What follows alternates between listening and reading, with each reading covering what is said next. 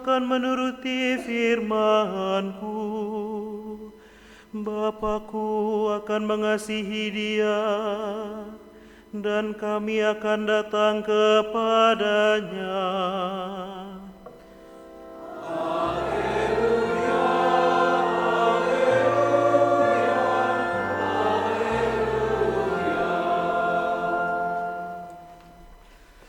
Tuhan bersamamu.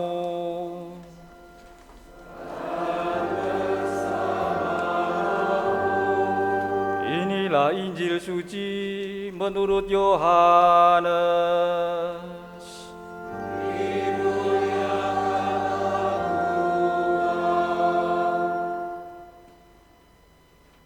Dalam amanat perpisahannya, Yesus berkata kepada murid-muridnya, "Seperti Bapa telah mengasihi aku, demikianlah juga aku telah mengasihi kamu.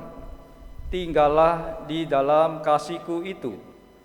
Jika kamu menuruti perintah-Ku, kamu akan tinggal di dalam kasih-Ku, seperti aku menuruti perintah Bapa-Ku dan tinggal di dalam kasih-Nya. Semuanya itu aku katakan kepadamu, supaya sukacitaku ada di dalam kamu, dan sukacitamu menjadi penuh. Inilah perintahku, yaitu supaya kamu saling mengasihi, seperti aku telah mengasihi kamu. Tidak ada kasih yang lebih besar daripada kasih seseorang yang memberikan nyawanya demi sahabat-sahabatnya. Kamu adalah sahabatku jika kamu melakukan apa yang aku perintahkan kepadamu. Aku tidak lagi menyebut kamu hamba, sebab hamba tidak tahu apa yang dilakukan oleh tuannya. Tapi aku menyebut kamu sahabat, karena aku telah memberitahukan kepada kamu segala sesuatu yang telah aku dengar dari Bapa-Ku. Bukan kamu yang memilih aku, tapi akulah yang memilih kamu. Aku telah menetapkan kamu supaya kamu pergi dan menghasilkan buah, dan buahmu itu tetap, supaya apa yang kamu minta kepada Bapa dalam namaku diberikannya kepadamu. Inilah perintahku kepadamu, kasihilah seorang terhadap yang lain." Demikianlah sabda Tuhan.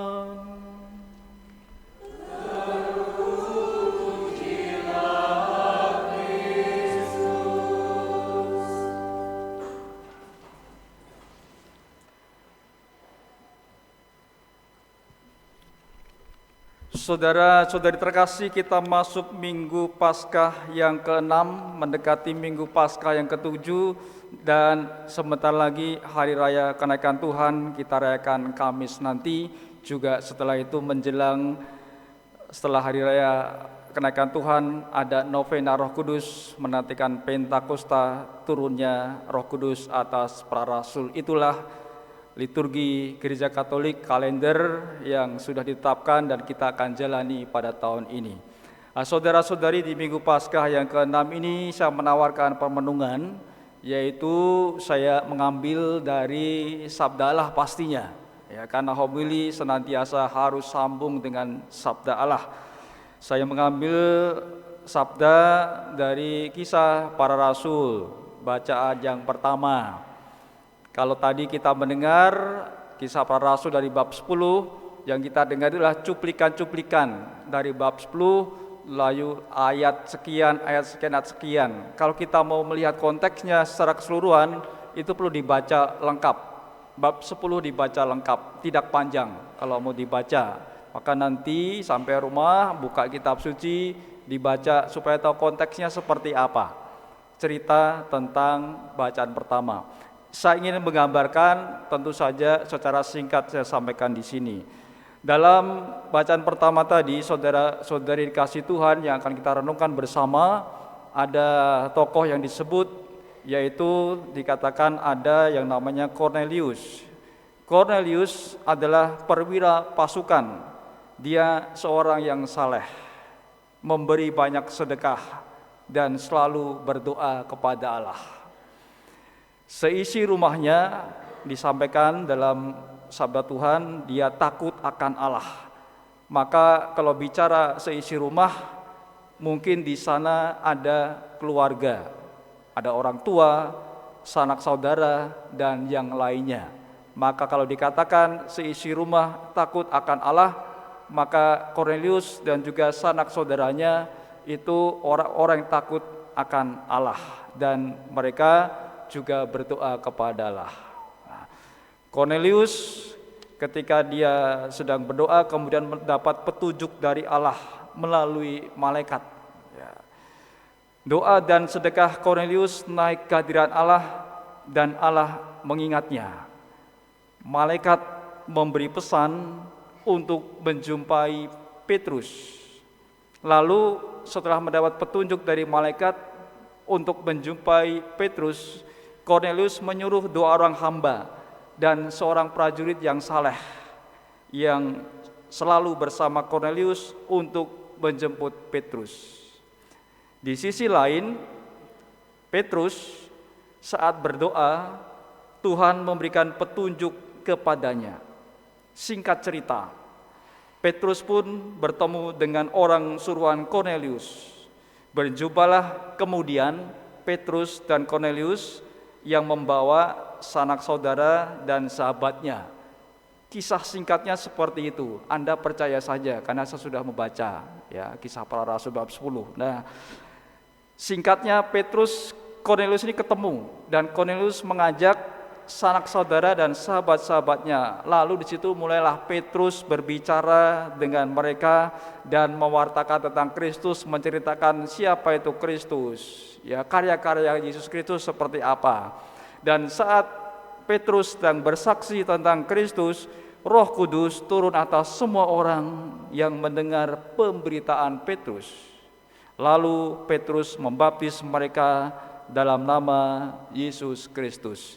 Itulah yang terjadi. Ya. Bahwasanya perjumpaan Petrus, Cornelius dan juga saudara serta sahabat-sahabatnya membuahkan hal yang baik. Ada pewartaan tentang Kristus dari Petrus kepada Cornelius dengan saudara-saudara dan sahabatnya. Lalu kemudian Roh Kudus turun dan mereka pun kemudian dibaptis. Nah, saudara-saudari terkasih, tentang pembaptisan ini kalau kita mau menghubungkan dengan Injil Yohanes yang kita baca tadi atau kita dengar tadi, kita renungkan sekarang, Tuhan mengatakan demikian salah satunya, akulah yang memilih kamu. Tuhan telah memilih sesungguhnya Cornelius bersama sanak saudaranya serta sahabatnya untuk percaya kepada Kristus.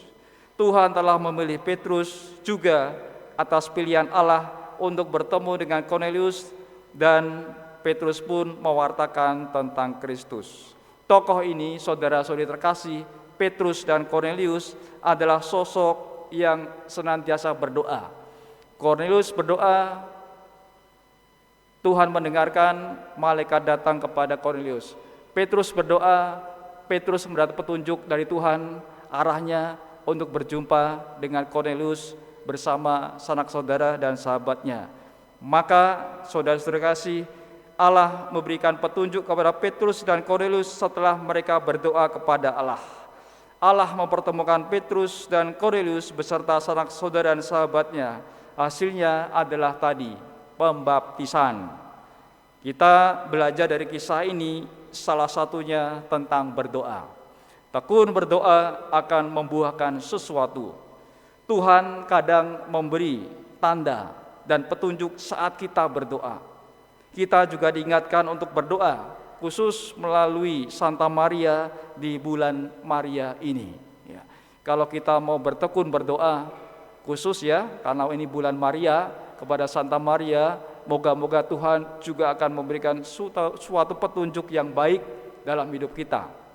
Nah, maka saudara-saudari, kita sesungguhnya diajak pula untuk tekun berdoa.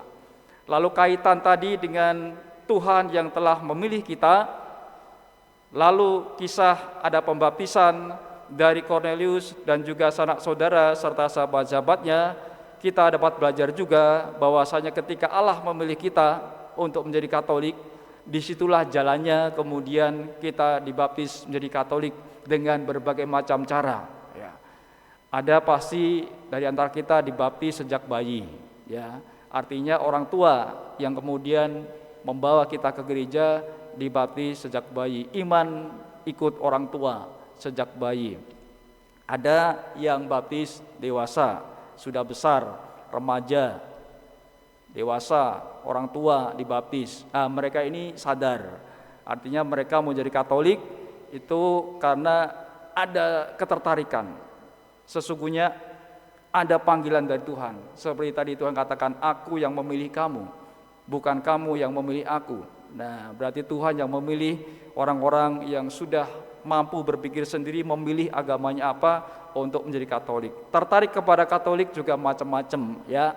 Ada ketika ikut misa di gereja, lalu merasa suasananya ketika ikut misa gereja kok kusuk, tenang, ya hening, dan meresap ke dalam hati, lalu tertarik menjadi Katolik. Ada yang mau jadi Katolik karena sekolah di sekolah Katolik, ya. TK Katolik, SD Katolik, SMP sampai SMA Katolik, ya. Ada juga yang kuliah di Universitas Katolik, mungkin Atmajaya atau mana, lalu pengen jadi Katolik. Ada juga karena pacarnya Katolik, kemudian mau dibaptis jadi Katolik. Tetapi kalau mau jadi Katolik jangan karena pacarnya Katolik, ya. Nanti kalau putus dengan pacarnya Katolik, nanti ngambek nggak jadi baptis lagi. Ya, pokoknya kalau mau jadi Katolik, Anda yang mau belajar karena dari dalam hati sendiri, memang mau jadi Katolik, ya. Jangan dipaksa siapa-siapa, nggak boleh ada paksaan, karena agama itu hak asasi manusia. Jadi dihayati dengan sepenuh hati. Kalau dihayati dengan sepenuh hati, maka nanti menjalani sebagai orang Katolik juga akan ringan, akan bahagia, akan menikmati, ya, karena memang sudah pilihan sendiri.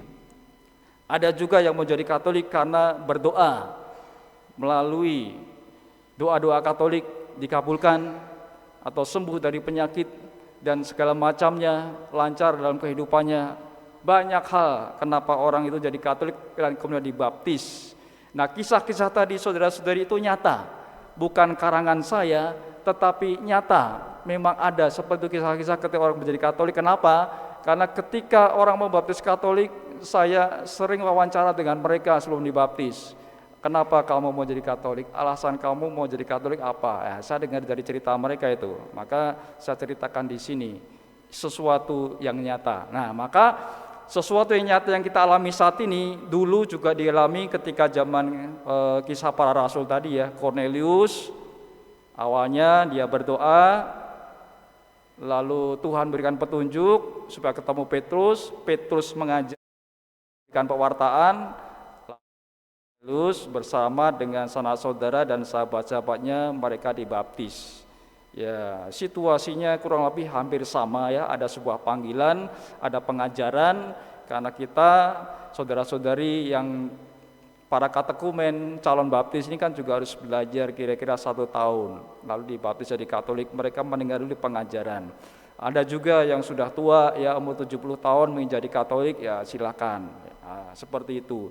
Nah, itulah saudara-saudari tentunya yang dapat kita bawa di Minggu Paskah yang ke-6 ini, tentang bahwasanya Tuhan sudah memilih kita terlebih dulu, ataupun Tuhan sudah mengasihi kita terlebih dahulu. Kalaupun mau direnungkan sabda ini, tentu ada pesan yang lain. Tadi banyak dikatakan tentang mengasihi. Tapi saya tidak akan masuk ke permenungan tentang mengasihi. Saya mengambil yang tentang kisah dari Cornelius dan juga Petrus tadi. Dan semoga melalui sabda ini, melalui permenungan ini, kita pun dapat mengambil makna dari sabda yang kita dengar, kita renungkan bersama, dan kita ingat untuk bertekun dalam doa, khusus di bulan Maria ini, berdoa melalui Santa Maria, agar melalui doa-doa kita dengan perantaraan Santa Maria, Tuhan juga mendengar doa-doa kita. Syukur-syukur doa-doa kita dikabulkan oleh Allah melalui Santa Maria. Dan kita moga-moga juga punya niat untuk berdoa berkunjung ke Gua Maria. Dimanapun Gua Maria itu, kita berdoa di sana untuk menumbuhkan iman kita. Ketika bertekun berdoa, kiranya Tuhan memberikan petunjuk kepada kita. Dan kalau kita mau belajar di Cornelius, dia tidak sekedar berdoa, tetapi dia juga bersedekah. Dia bersedekah banyak, doanya juga tekun, sehingga Allah kemudian mengingat doa dan sedekah dari Cornelius. Kemudian Tuhan memberikan petunjuk kepada Cornelius dan memberikan karunia kepada Cornelius beserta keluarga serta sahabat-sahabatnya. Itulah saudara-saudari permulanan sabda Minggu Paskah ke-6 ini, dan mari kita pasti harus terus minta tuntunan Roh Kudus agar kita juga mampu terus bertekun dalam iman, bertekun dalam doa-doa dan sedekah kita, sehingga karunia Tuhan turun atas kita dan Tuhan memberikan petunjuk yang baik dalam hidup yang kita jalani pada saat ini ataupun di masa-masa yang akan datang. Kita hening sebentar meresapkan sabda Allah.